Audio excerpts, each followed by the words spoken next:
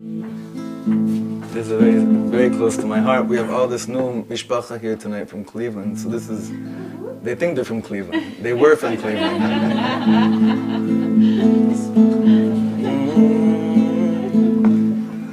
All right, listen to the words. I think these are the words. I think the words are Yismach Melech be'amo ve'amo be'malko. Yismach Melech be'amo ve'amo be'malko. That the king will rejoice in his nation and the nation will rejoice in its king. I think that could be. No, for sure, Bezrat Hashem, the king rejoices in us. That's not the question. The question is if it's shayach for this nigga, and I think it is.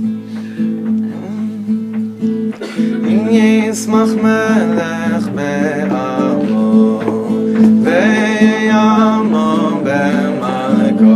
Oh, Yismach Melech be'amo ve'amo be'malko. Yismach Melech be'amo ve'amo be'malko. Yismach Melech be'amo ve'amo be'malko. Try it one time, everyone.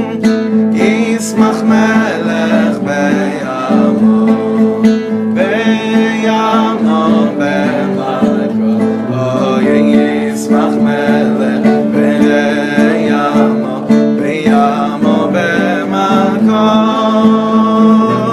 Yismach Melech be'amo ve'amo be'malko. Yismach Melech be'amo ve'amo be'malko. Yismach Melech be'amo ve'amo be'malko. Yismach Melech be'amo ve'amo be'malko. Yismach Melech be'amo ve'amo be'malko. Yismach Melech be'amo ve'amo be'malko. Yismach Melech be'amo ve'amo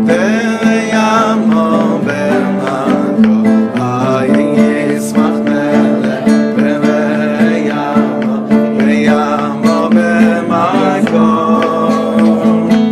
Yismach Melech be'amo ve'amo be'malko. Yismach Melech be'amo ve'amo be'malko.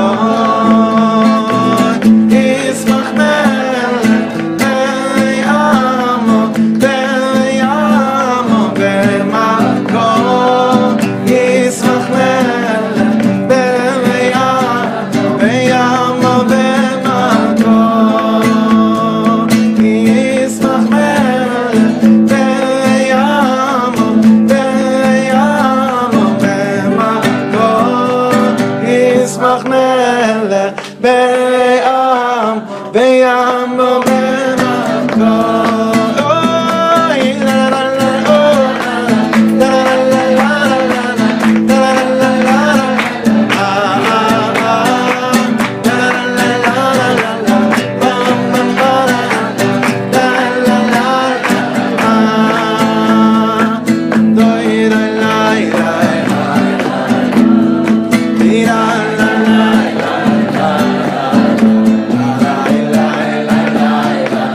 Bam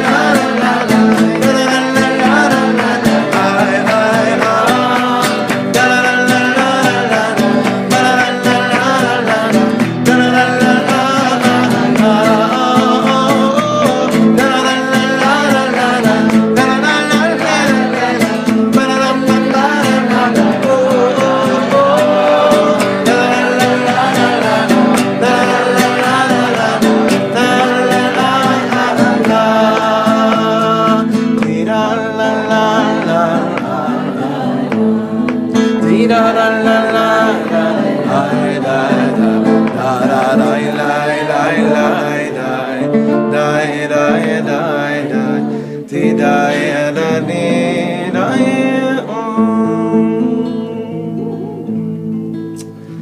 to stop. If we don't stop, we're not going to get to any learning. We have to stop. I don't want to stop ever. I don't want to ever stop.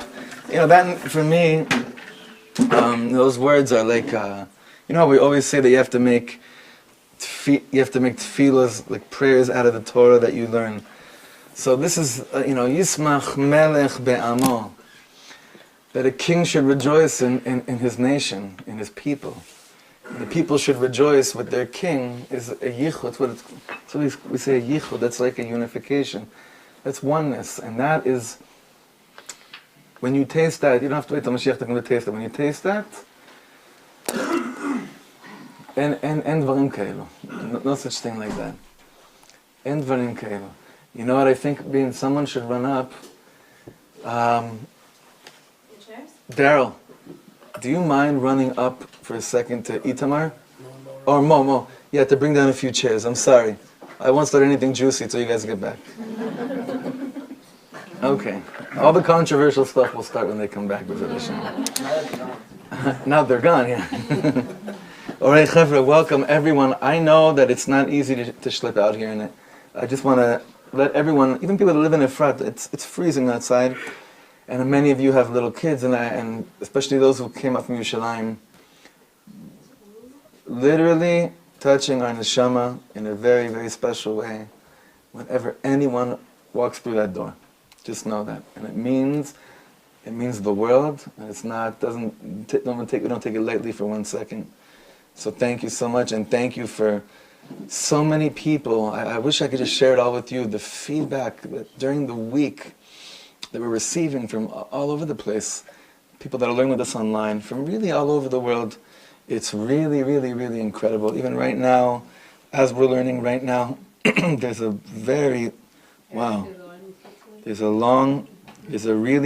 least another 20 chaver right now learning with us through my Rosh Yeshiva, Rabbi Bravender's web yeshiva. So it warms the heart it in a very serious way. We continue tonight's learning in memory of my dear friend Nadir's parents, his mother and his father. The names aren't in front of me right now.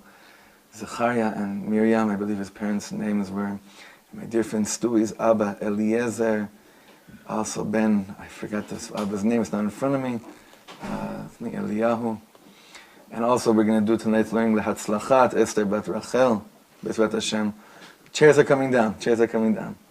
And also for the immediate refuah shleima of Shoshana Resa Bas Ahuva, immediately. And okay.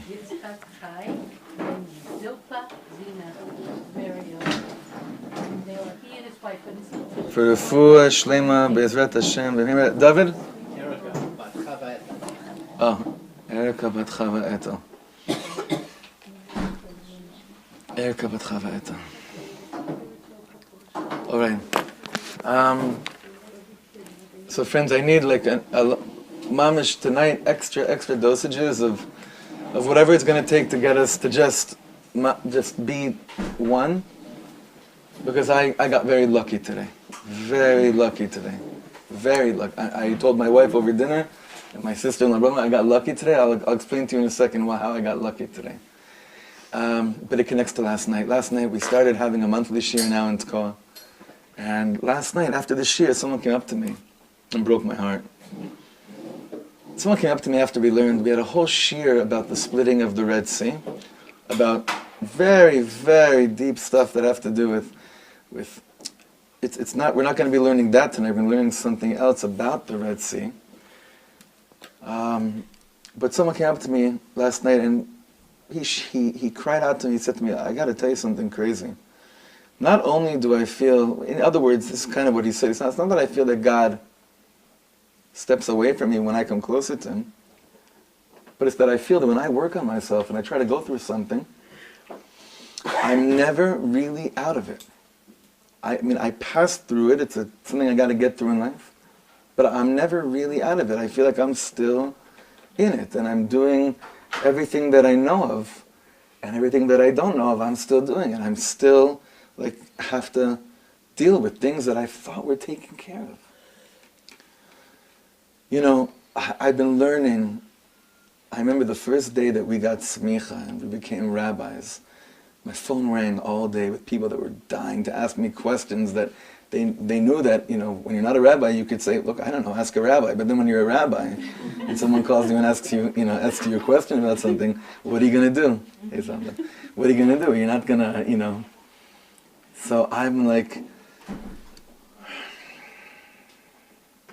when this person opened up his heart and soul to me last night, after the class,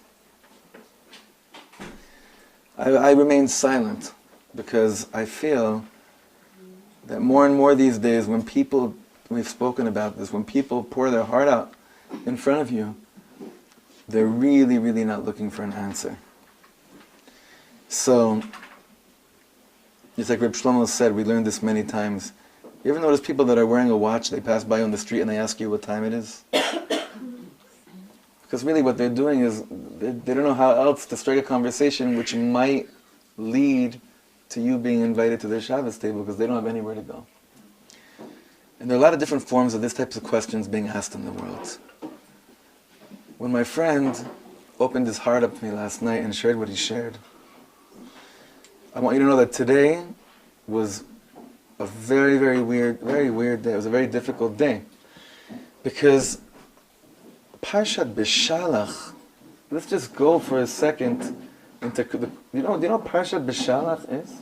This parsha that we have, usually there's one or two really hot topics to talk about in the parsha. Parshat Beshalach is running away from the Egyptians, is crossing the Red Sea, is the manna, it's the Shabbos, it's the war with Amalek, it's Miriam Hanaviah, Miriam the prophetess. You don't know where to begin, you don't know where to end. But guess what, Chavra? Sometimes, Dafka, when there's so much to learn about and to touch upon, you get frozen. And with these classes, it's very easy to get overwhelmingly frozen. Because we're not trying to cover topics. That's not what, at least, I don't want to break someone's heart, but that's not why we get to, as far as I think, or I assume, or I pray, is that it's not like a topic covering class.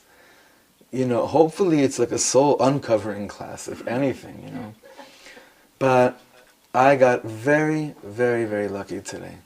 I'll explain to you why. We've been learning for many years already, and we've been learning texts from Rabbi Shlomo that we've been uncovering the last few years.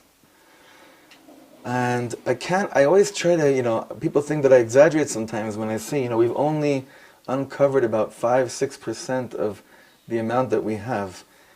You need to understand, friends, we have approximately 14,000 hours of audio, right? Literally.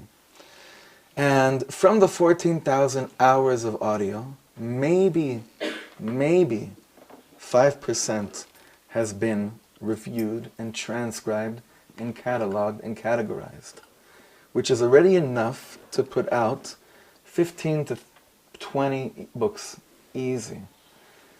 Every time you uncover a few more minutes, you realize it's a whole new world. And today, when I was looking at all these different things that we could learn about the parsha, and this parsha, there's so many things. I said, Ribono Shel Olam, it cannot be something that we touched upon before. It needs to be new, even though you know how I feel, that really we should be spending every shiur, reviewing, every single evening we have a shiur, at least 10 times a week, without a doubt. And maybe then we'll begin to realize that we don't understand what we had learned. Maybe then, thank you. Maybe then we'll realize that we don't even understand. And I'm going through what we have, and it's very hard because most things aren't labeled, aren't categorized. And then I see this one track that says on it, Parshat Beshalach Tu Bishvat, 11 minutes. 11 minutes from the house of love and prayer. Could barely hear it. It needs to be cleaned. They need to send these tracks to a studio to clean it because you could barely hear it. My wife, I put on these crazy earphones that I have for the plane that you really can't hear a thing. Saying they're working, and suddenly I feel someone going like this to me, and I freaked. It was my wife. She just came into the room. But that's how much you have to pay attention to every word. Sorry, Beans. That's how much you have to pay attention to every word he was saying here. And the 11 minutes, it's 2 tracks, 11 minutes and I think 3.5 minutes is what we're going to be learning tonight. And I got lucky. We got lucky. I got lucky. We got lucky. We got really lucky. We got really lucky because I can't imagine anything else in the world I'd want to cry over than what we have tonight. And I can't believe that last night my friend shared with me what he shared with me based on what we're about to learn. The most important thing right now is flush down the toilet everything you thought you knew about the crossing of the Red Sea. Everything. Whatever it is you thought you know. Don't worry, we can't ever flush it, we shouldn't ever, but for right now, Rabbi Shlomo is going to be taking us on a journey, filling in very incredible details that we didn't know. I mean, at least there are a lot of chidushim to me here about, you see the mastery of his mind, how the whole midrash, every midrash about the Red Sea, is showing up in this piece. And he brings to the table the obvious questions that everyone should be asking when they learn the parsha on their own. This is one of the most mind-blowing parshiyot, and especially after tonight's text, like he always does with us, how he has a field trip with our brains, and a blissful time with our hearts. This is a little bit of a crossing of the Red Sea, just to learn these incredible Torahs. This is 11 minutes from 1969 in San Francisco talking to hippies. That's what it is. It's out of this world, unbelievable. We always ask, like we always do, you could staple each of them. If you could please not read ahead, only because I want to feel like we get through all of this together. Also, one more important thing, Baruch Hashem, we don't have enough papers. You're going to have to share a few of them. It's 3 papers, 1 page double-sided, and then 1 little more on the 3rd page.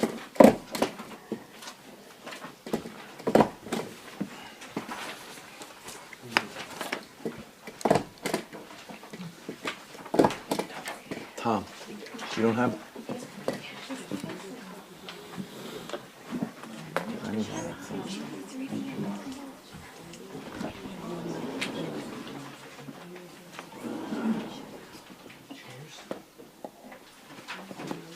Mo?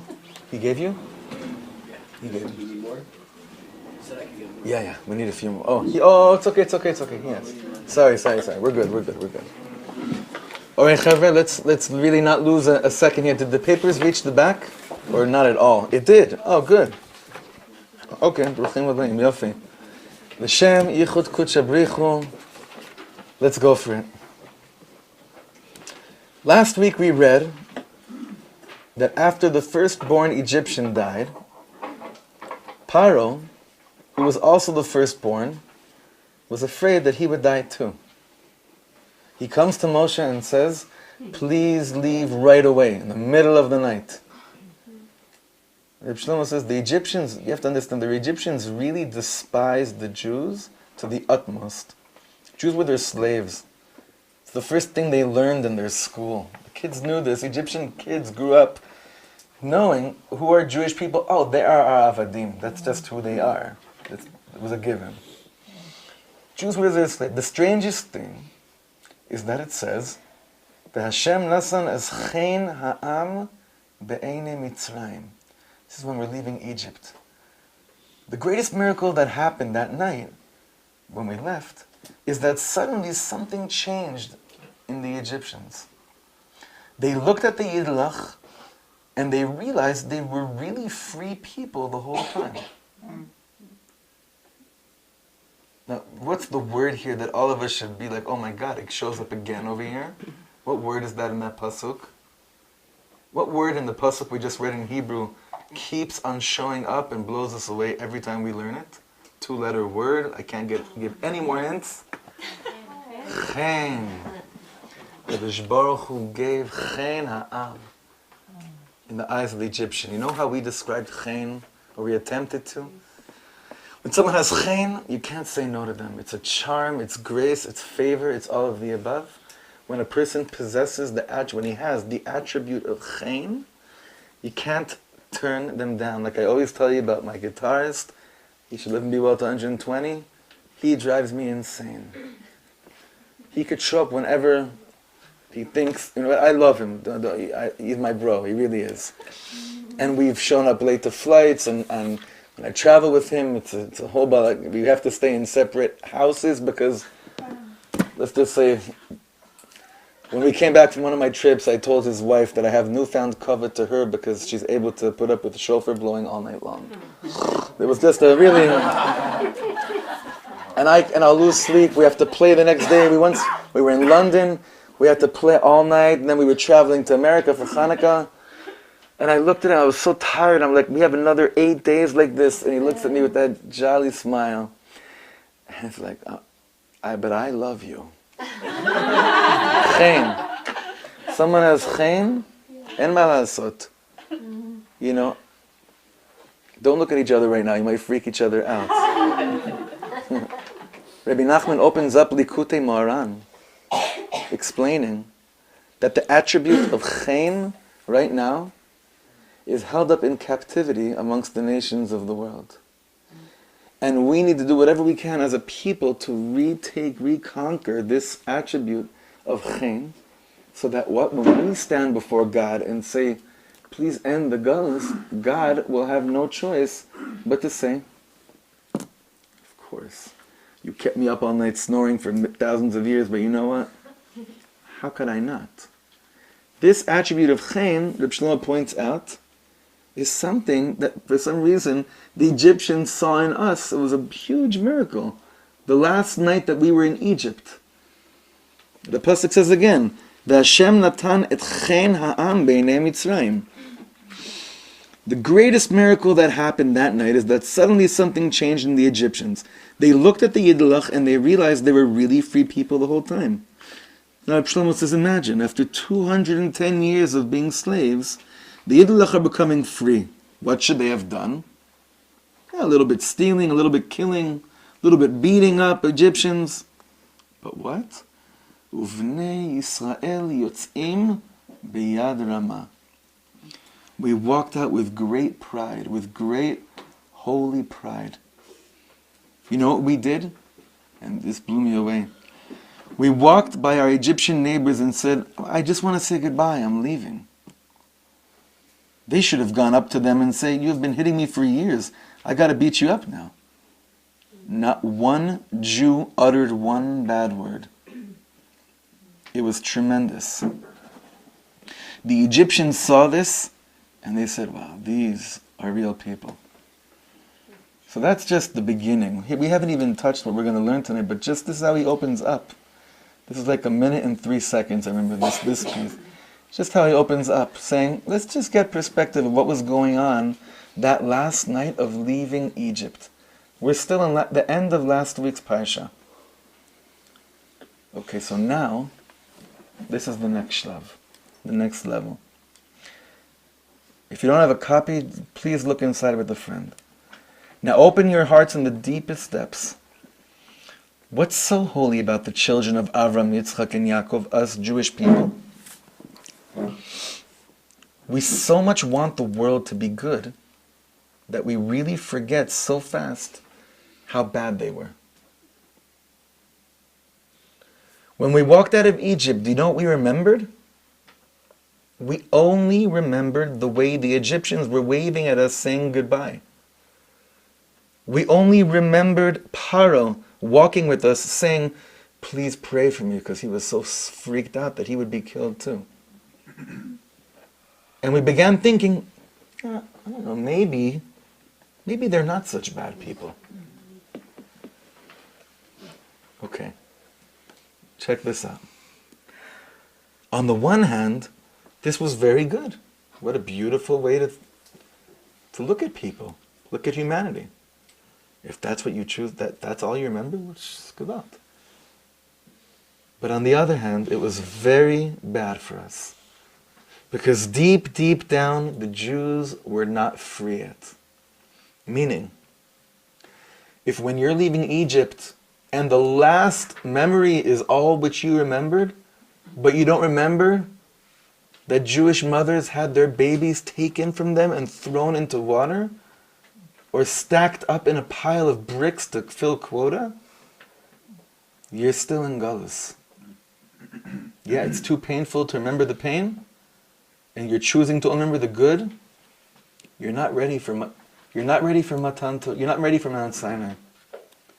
So on the one hand, it's a really beautiful, liberal way of looking at the world, and that's all you remember. And there are many people that you have stories of people going back to Germany and Poland, and somehow they're able to just like forget and in some crazy way. Rabbi Shlomo says, if that's the case, you're not ready for the reason for which God took you out of Egypt. For that, God doesn't need to take you out of Egypt. God can just give you a nice Acapulco in the middle of Egypt, and you keep on traveling around from Acapulco to Cairo to Alexandria, excuse me, from pyramid to pyramid, to leave Egypt. If you're really leaving that, there's not a shadow of doubt in your mind who you're leaving and why you are leaving Egypt. What's the first thing God tells us on Mount Sinai? What's the first thing God tells us? Anochi Hashem Elokecha, I am the Lord your God, Asher hotzeiticha me'eretz Mitzrayim mibeit avadim. I've taken you out from the land of Egypt, from the house of slavery. It's like you think the first thing we are as free people is like God. The last thing God would want to do is to like bring us any memories of how bad it used to be for us. No. God is saying, do you really want to be here right now? Do you realize why you are here? You can only realize why you are here if you remember why I took you out of your slavery. And this is something that each of us in this room can relate to on our own level, no matter where we're at in life. B'ezrat Hashem, I'm just going to share my own heart with you for a few minutes, if that's okay. And I can't imagine what people will want to say in here. Many times we're blessed to get through a huge test in life. But we can't figure out why in the world God would tease us, because the next step became much worse. So we say to ourselves, God, I don't want the highs and I don't want the lows. I just want to go static. I just want to be cruising. I want to be on cruise control, because my heart and my intellect, I can't stomach that which just came after. And God says, wait a second, the only reason why you're here right now to reach this next level is only if you remember everything you had to go through in order to reach this place. It's not a reminder to put you back in the dumps. It's to stand you on your 2 feet and say, listen, look at your own feet. I took you out, but you walked out. Remember what you did to yourself in a holy way. Remember the choices you made to stand up on your own 2 feet. That's what God keeps on doing to us when reminding us of very hard things we had to go through in the past. It's not a cruel, it's not this, the last attribute in the world you could ever attribute to God is the midah of achzariyut, cruelty. God only shows you that which you need to see. He doesn't show you anything you don't need to see. It's a very heavy statement. It's not for now to go deeper into it. But in my humble opinion, that's going to help us to understand what we're learning tonight.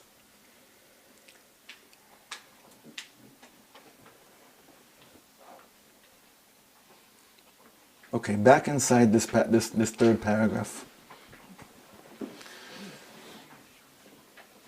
We're on the third line in the third paragraph. As long as you think that the Egyptians might not be so bad, and that there might be something to learn from Egyptian culture, you're not really out of Egypt. Our portion begins, Vayehi Beshalach Paro, and it was when Paro sent. En Vayehi, Chazal say, En Vayehi Ela Lashon Tsa'ar. Vayehi, the word Vayehi, is always a language of sadness. Vehaya is what? simcha. Vayehi is pain, right? Everyone asks, all the Mefarshim ask, Vayehi Beshalach, but we're finally leaving Egypt. Why would the Torah use the word Vayehi, which always has a sad connotation to it? En Vayehi el lashon tsar. Vayehi, which is the first word of our parsha, is always a language of sadness. What are we so sad about? The sadness was that we were not free from Egypt yet, even though he sent us out. Because since Paro walked out with us and said goodbye to us, we thought, maybe he really isn't so bad. Maybe we should give him one more chance. This is amazing. When you learn the parsha on Pshat, you should ask, why does this first word of this parsha, which is a celebration of the Exodus, mapitom, the word vayehi, which is a sad word. Why is it a sad word? Because we weren't out. Which, this also answers another question. Who sent the Jews out of Egypt? God or Paro? And the Torah says when Paro sent them out. As if like he finally came to a rational conclusion and it was because of him that we left Egypt. Do you know why they left Egypt until then? Because Paro sent them out. But we are waiting for them to leave Egypt because God takes you out of Egypt. Not because the Egyptian ruler had a nice place in his heart and said, you know what, you suffered enough, now it's time for you to go. That note will become a little bit clearer. But for right now, the parsha opens up a little bit of a sad note because we left Egypt, but we really weren't there because all we remembered was the last moment of the Egyptians waving goodbye to us, Paro waving goodbye to us, which planted this seed of doubt of, well, maybe it wasn't that bad, Needless to say, in relationships, it's always like that. In a bad relationship, and it's bad, right? The last second, but before, what do? You start to have all this this regret, because all you're thinking of is all those moments when really it was just blissful and perfect, and you forget the fact that you came to a conclusion that you came to because you're not feeling complete inside. It happens in our life all the time. Always. So look what Rabbi Shlomo says. 3 days later, bottom paragraph, those same Egyptians who thought the Jews were so good, and Paro himself who asked the Jews to pray for him, 3 days later, he regrets that he sent them out. That's the beginning of our parsha. He's running after them and wants to get them back. Everything is forgotten in 3 days. Do you know why? Because the Egyptian economy was based on slaves. Now look what he says now. When we left Egypt, we took all the slaves of Egypt out with us. How Nebuch by the Germans, even though the bulk was obviously Yidden that were killed and that were gassed, there were also a few other groups of people who were also killed as well, right? When we left Mitzrayim, when we were slaves in Egypt, the Jews were the majority of slaves in Egypt. But there were other slaves, avadim, for the Egyptians. Egyptian economy was based on this. That's all it was. So what happened? When we left Egypt, the Midrash says, all slaves left. Not all, most of the other types of slaves left with us as well. So Egyptians are freaking out. Not because they miss Yidden, or they think that Jews should be punished, but that what? Who's gonna do the dishes, right? What's gonna be now? Wow. Excuse me, I'm sorry, Chavra. When we left Egypt, we took all the slaves of Egypt out with us. Second to bottom line on this page. Those few slaves who wanted to remain slaves stayed back. But the ones who wanted to leave walked out with us. Suddenly there's no domestic help.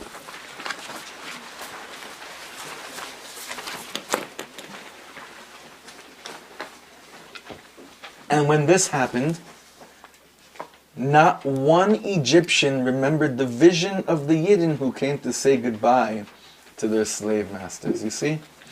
When this happened, when suddenly all their slaves left, what did they forget? They forgot those moments of when they saw Jews as proud, humble kings leaving. That they forgot. All it took was 3 days for them to forget all that beauty and magic that they saw when they looked at the Yidden that night they left Mitzrayim. So, okay, I want to share with you the next thing. There is a very weird pasuk in Rishon. Read it this morning. I'll be not to put you on the spot, it's Bar Mitzvah parsha, but you know that pasuk I'm talking about is V'yashuvu v'yachanu lifnei pi achirot. I want you to understand something. We started leaving Egypt. The parsha opens up with Paro saying, what did we do? We got to go get them. Do you know what the Torah tells us? That God told them, start going back to Egypt. Start going back to Egypt. Now today, other than it being my dear friend Ben Katz's birthday, there was beautiful yortzeit. The yortzeit of the Sfas Emes, who I'm actually related to. The Sfas Emes, the second Ger Rebbe. And he explained, I remember saying this one time late at night in the middle of the Seder table, because we're trying to understand this puzzle. Why would God tell them, start going back to Egypt? Sfas Emes says, until that point, Am Yisrael really, really didn't choose to leave Egypt. It was God schlepping them more and more and more. And what did God want? God wanted them to have a little bit of a partnership in deciding to leave Egypt.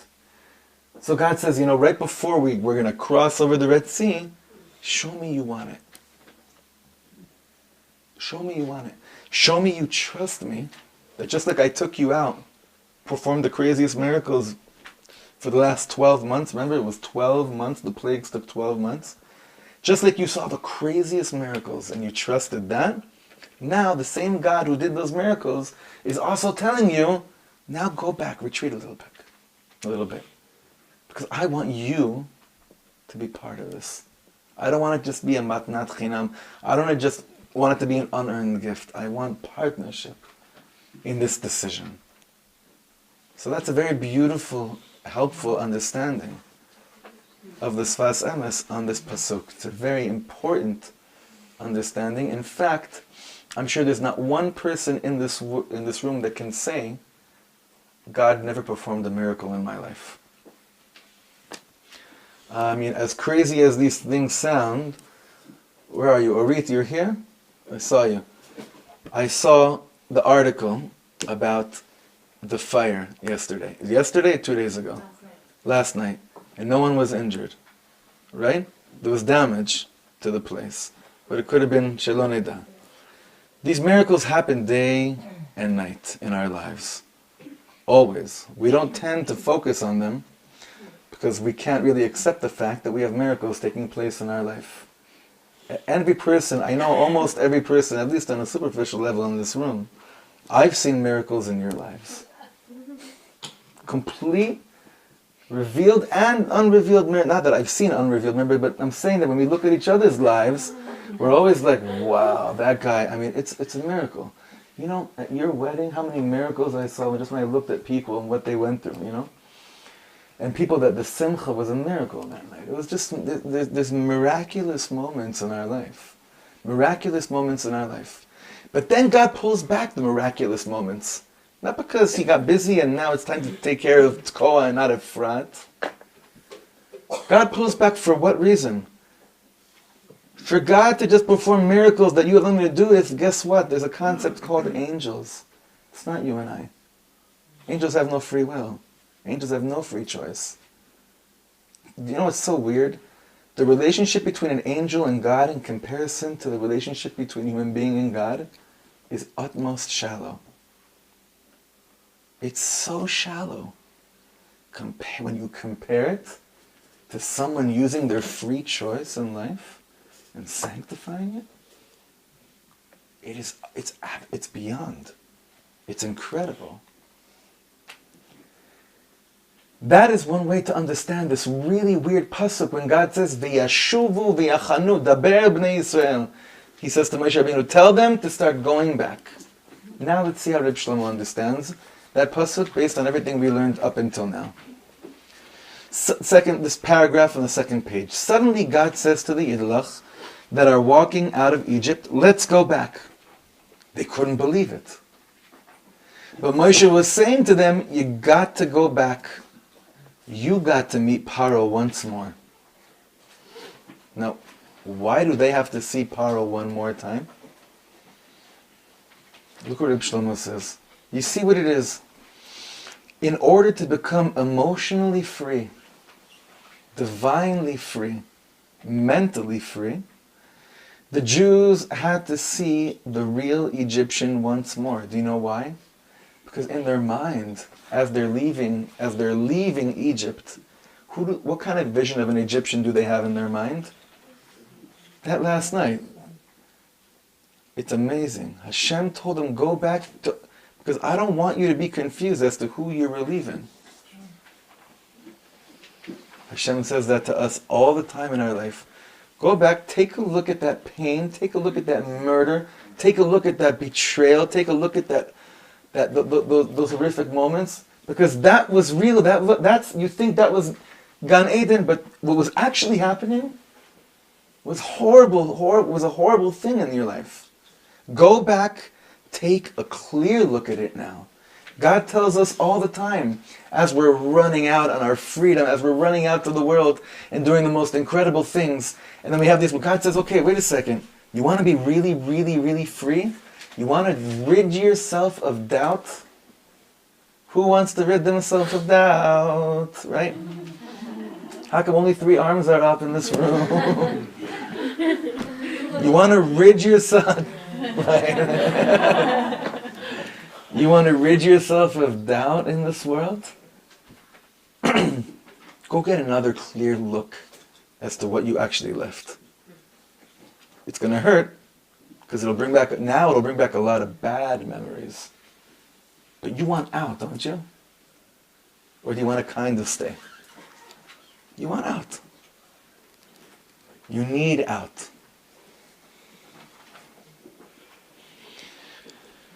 Okay. This is how Rabbi Shlomo explains why they had to go back. To get that one last look at evil, so that they were under no illusions as to what they were leaving, so that they could really, really be done and out of there on their choice. And not just because God schlepped them out of there like a babysitter, or like a teacher in kindergarten. It was their doing. Okay, so now, look at this next thing. This is wild. The most ridiculous thing in the world is that Paro had a favorite idol. The idol's name was freedom. Now I tried to find this source inside in the Midrash to see if this is called Cherut or Chofesh. I haven't found it yet. But when I find out what it's in Hebrew, do you know it? Oh, Piachirot, slicha. But the Midrash says, where does the Midrash say that it's actually that? I'm trying to find in the Midrash where it says this is actually the name of his idol. The Torah says that they reached okay, it's very good. The Torah says when they retreated, when they started going back, they reached a place called Pi Hachirot, which means the mouth of freedom. Why is it called the mouth of freedom, this place? The night, look what Rabbi Shlomo says. The night God killed all firstborn Egyptians, all the idols were completely destroyed as well. Thing the Midrash says. But the only idol which God did not destroy was the idol freedom. Because God always leaves us a little bit of free choice. It's an incredible thing. Even there's always this way of, it's always like this opening of, I'm gonna take everything down, but what I leave, what I don't destroy, is for you to finish the job. That's why when you see that most of your problems in life are taken care of, but there's still something lingering on, instead of saying, how come this is still in my face?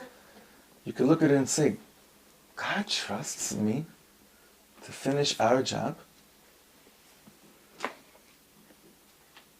You know, when we say that line, you think, wow, I need to spend 3.5 years in the Arizal's mikveh to feel like I can connect to this line.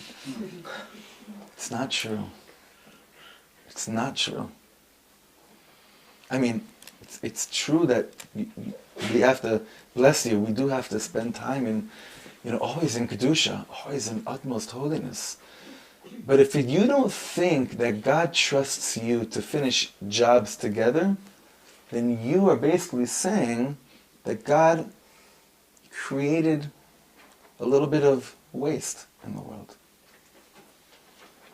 Because for you to just sit in this world and just look at everything that God does, God doesn't need spectators.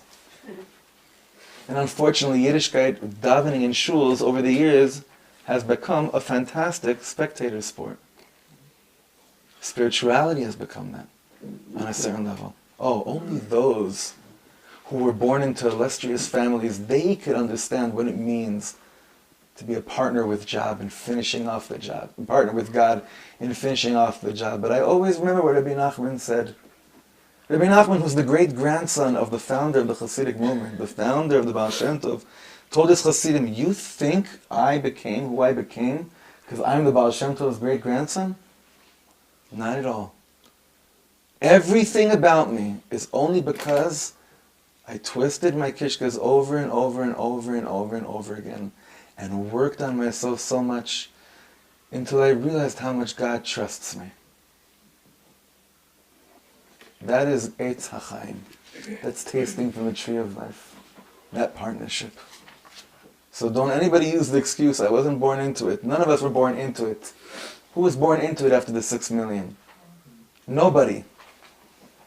Nobody was born into it after 1945. Okay. I have no idea how we got there.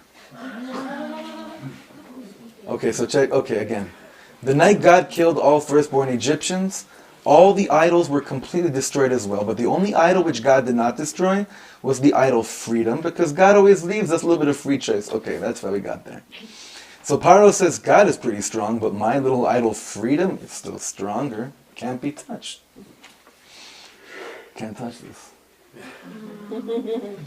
Here we're listening to God, and we're going back, right? We're starting to go back. We listen to God and to Moshe Rabbeinu, and we start to go back. And the meeting place with the Egyptians takes place right by the idol freedom. Right by the Red Sea. Basically, this place, Pi HaChirot, is a place where Paro had his idol called freedom. That's where it was. Right by the water, right by the Red Sea. Paro comes with a tremendous army thinking that his little idol will take them down. They're sitting by my idol freedom. We'll come to the Red Sea. They have no weapons. They have no way out.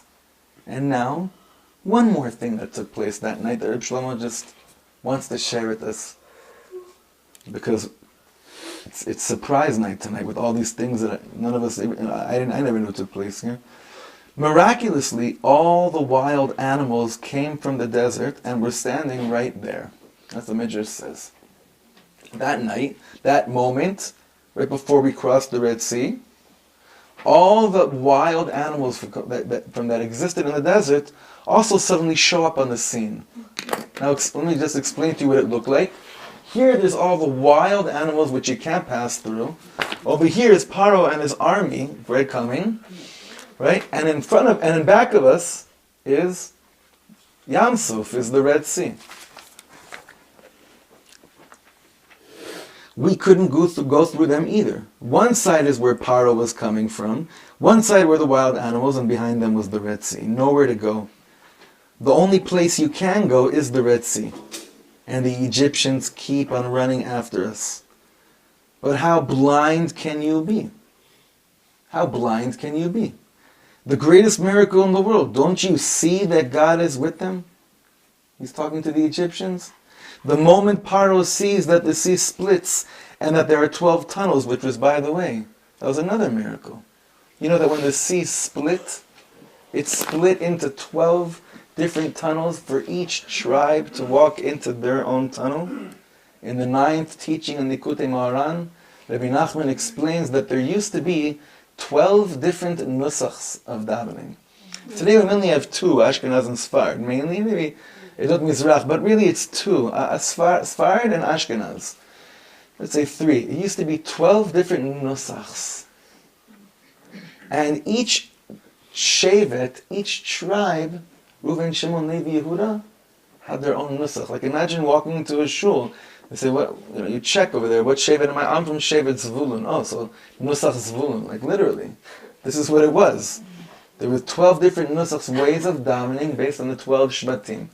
Rabbi Shlomo says the Egyptians see this, not only do they see the plagues, they see the water splitting, they see it splitting into 12 different tunnels. How blind can you be? The greatest miracle in the world. Okay, the moment Paro sees that the sea splits and that there are 12 tunnels, he should have said, how can I fight them? God is with them. No. And this is hard for us Jews to stomach. Paro will never learn. Paro will never learn. And I'm already telling all of you that many of you will be offended in the next few lines. Okay? Strange. Look at the world. Unbelievable. They killed 6 million Jews. There was the 6-day war. God has done the greatest miracles in the world, but it just doesn't go. It doesn't touch them a bit. After the 6-day war, God showed the world that He's opening up the Holy Land back for the Yidden.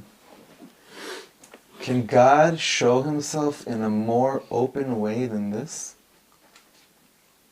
The prophets told us for 2,000 years that we will come back, and we did. But no.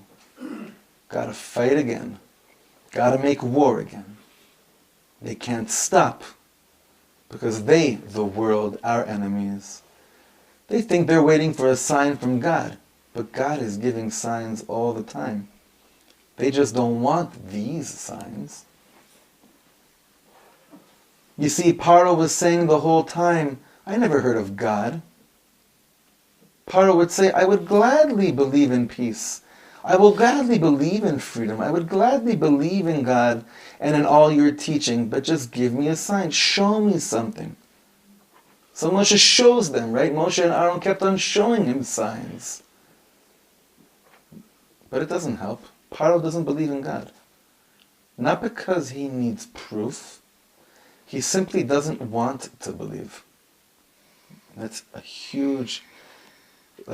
talk about where Rabbi Shlomo brings the Rambam and the Kuzari to get the philosophy in your face. Kadosh Baruch Hu, there's a lot of discussion amongst all the greats in Yiddishkeit.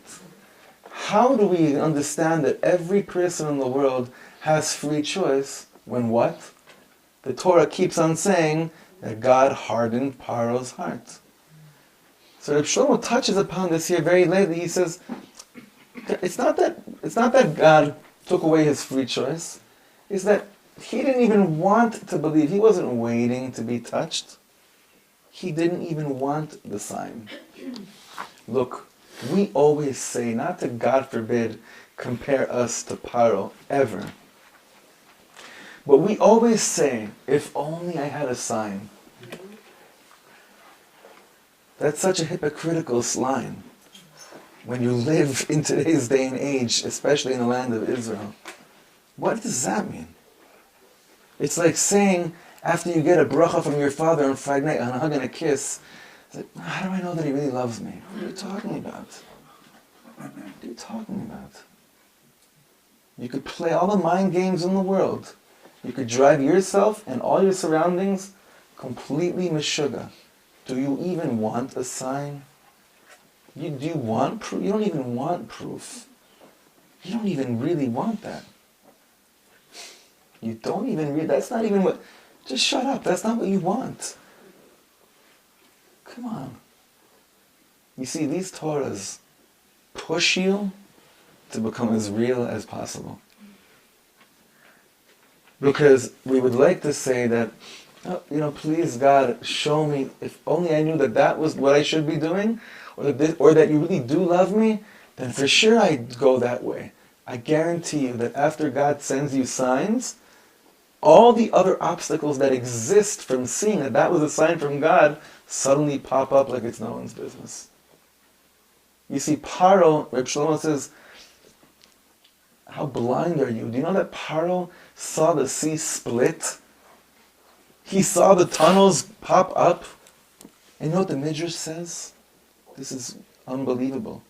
All those babies that Paro threw into the water when they were born, the Midrash says that those babies were learning Torah with angels all those 210 years in Egypt.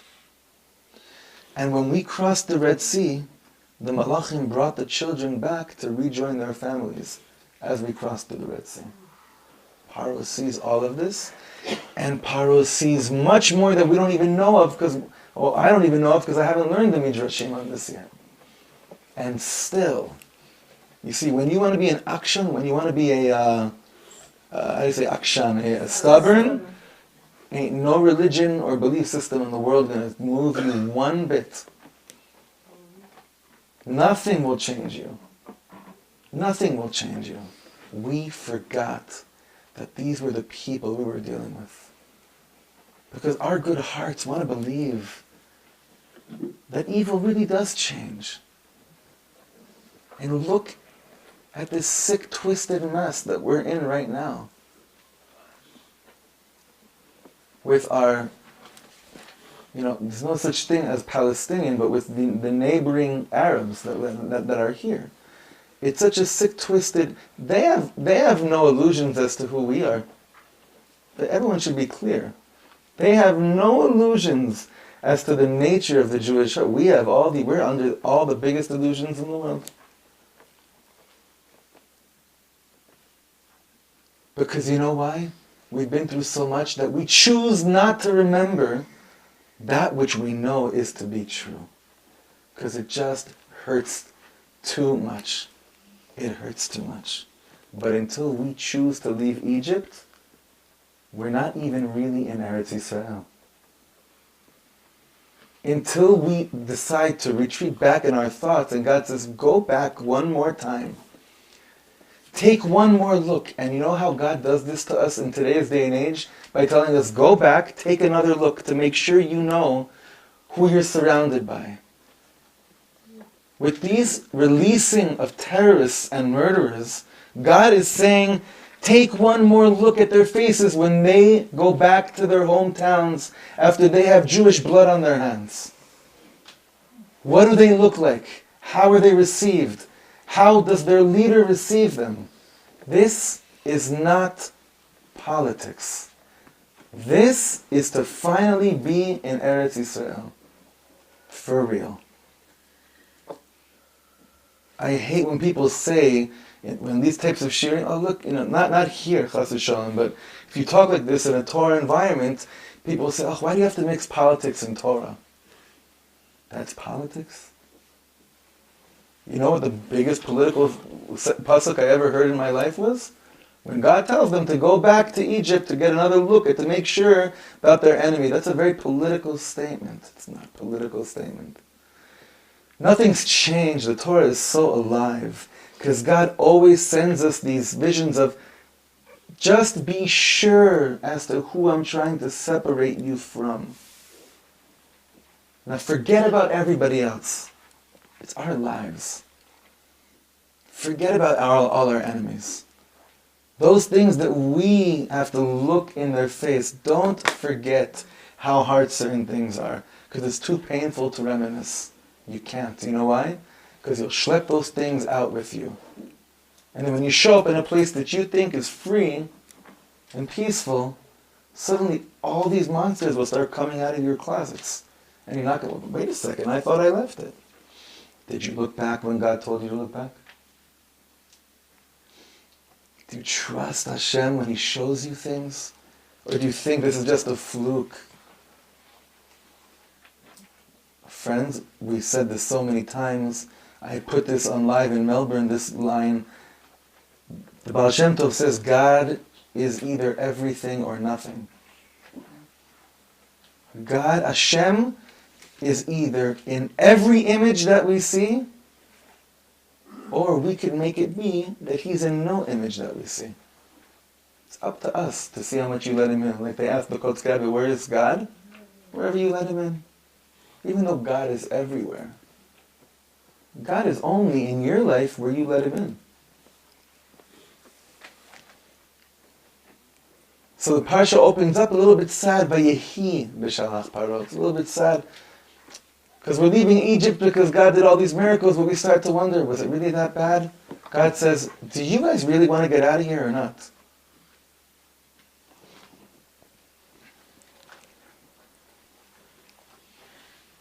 Can I ask a question? You could definitely ask. Why did Rabbi Shlomo go to speak and perform in Germany? It's he was asked that question all the time because it was a very hard thing, especially for Germany and Poland, and it was a very hard thing for he got a lot of critique for this from survivors themselves. He went to Germany to go and daven by his grandparents and great grandparents kvarim any chance that he got. When he was asked the question, how could you do this? So he said a very heavy statement, which I don't understand at all. He said, if God gave me two hearts, I'd use one to love and one to hate. But since God gave me only one heart, I'm only using it to love. However, it's the funniest thing about Reb Shlomo. Because in 1 minute you think that he's leading the peace negotiations with Shalom Achshav and PLO, and in the other instant, he says that Rav Kahana was Mashiach ben Yosef. He was holding in both areas all the time simultaneously. However, just to be clear, as he got older and towards the end of his life, everyone knows where he was at. There was a Karlebach that was blown up on the bus in Beit Lid, the Pigua in Beit Lid. That took place, it was either 6 weeks before he died or a year and 6 weeks before he died. I don't remember according to the date what it was. I think it was 6 weeks before he died actually. Because it was right before Nachshon Waxman. His blood was boiling the last 2 years of his life. Wouldn't mention Rabin's name in a shul. He was arrested with a bunch of Yidden and Rav Ginsburg in Shechem. And then Achnasat Sefer Torah, wasn't arrested, but they stopped them from continuing while they're bringing in a Sefer Torah into Shechem. It was very, very clear. In a nutshell, it's a very deep question what you're asking. He felt that every Arab has to know that we love them, but that there's only one Baal Habayit here. And if that Arab does not recognize who the Baal Habayit is, he wouldn't even fill in the sentence. But it's a very loaded question. And there are many people that couldn't go with him on these trips because it was too much. It was too much. You had to really be totally mevuto that something much bigger than what you could understand is taking place in order to be in that place. I know this from friends of mine that accompanied him both in Poland and in Germany and in Russia. Not a simple thing at all. But he always would say, listen, Chazal tell us, B'nei banav shel Haman yoshvim elondim Torah b'nei Brak. We have a tradition that Haman's descendants became huge Rosh Yeshiva in Bnei Brak. He believed in future generations becoming a Gewalt. Look, I'm just going to throw one more thing out. Moshe Rabbeinu saved one Egyptian from drowning in the water. Do you know that? Do you know who he saved? He saved Paro. Nutty, huh? We learned this last year. Why did Moshe Rabbeinu save Paro? Where did Moshe Rabbeinu grow up? It wasn't the same Paro, right? Because there was Paros that died, but it might have been his grandfather or his father's house. Rabbi Shlomo says a Yid never forgets even a little bit of a karata tov. You save their life. You have nothing to do with him. It's not part of your world. But Moshe Rabbeinu puts his hand out for one person in Kriyas Yamsuf. It's Paro. Because on the other hand, this explains Rabbi Shlomo's other side. The Yid doesn't forget even the small places of akarata tov that someone does for you.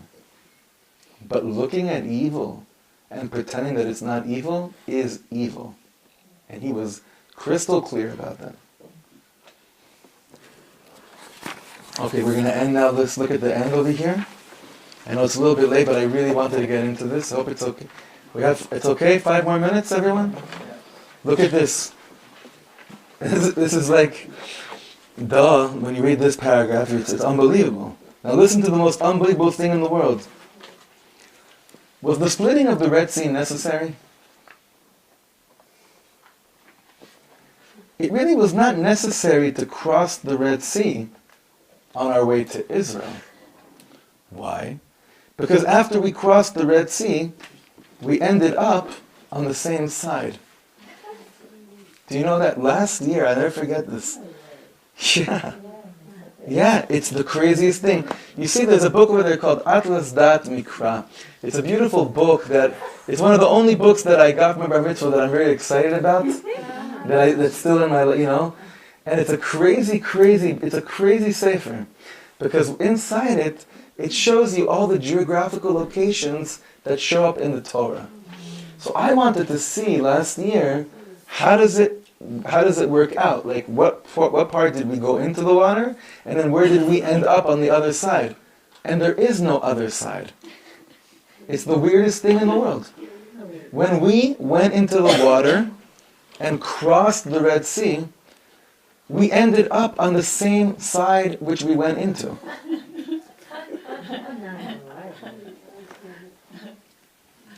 If you understand geographically for a second, okay? In order to get to Eretz Yisrael, the route that we took, it didn't involve the other side. We continued on the same side. Okay, don't worry. They were done. Don't worry. That you don't have to worry about. Look what Rabbi Shlomo says. We're ending off with this. It really was not necessary to cross the Red Sea on our way to Israel, because after we crossed the Red Sea, we ended up on the same side. The splitting of the Red Sea had very little to do with the new geographical location. It was only because we were not free from Egypt yet. You see what it is? We never crossed the Red Sea completely. We came out on the same side. We didn't have to get to the other side of the Red Sea. We kept on walking towards Israel on the same side. So why did God need this incredible miracle of splitting the Red Sea? It was mamish for us. It was for us to truly get out of Egypt by choice. This is like incredible. I wish honestly, on a certain level, that all we did tonight was this last paragraph. I really wish, because this is absolutely mind-blowing. Jerry, you hear this? This is nutty. This is crazy. Moshe, you heard this? There was no need for the miracle of Yam Suf in order to cross over to another side, because if there was a need for that, we would have ended up on that side. But we didn't. Not only did the Egyptians have to drown, we had to jump in. That's much more important. But it's two reasons. Not only did we have to jump in, but we needed to see true evil. We needed to see people that are looking at God's glory and say, this means nothing. I'm still going to hunt these people down. We needed to see people that deny the existence of Hashem's Hashgacha in the world in order to finally choose and say, that's a place I am never going back to. Ever. I bless us all with the most meaningful Kriyas HaTorah this Shabbos. When we read the parsha this Shabbos, don't even think for 1 second what you look like in shul, because you might find yourself 15 feet above ground. We continue next week. We have a lot going on the next few weeks. We also have Rav Shalom's new book, which we've had up for the last few weeks here, which is a must for these parshiot. We learned it all Shabbos and this morning too. You can get it here for 50 shekel. And if anyone that's here for the first time, make sure you leave me your email so we can keep in touch. And Hashem should have a lot of Rahmanas and Neshamas to always choose to take one more look back without fear and get out of wherever we have to get out of.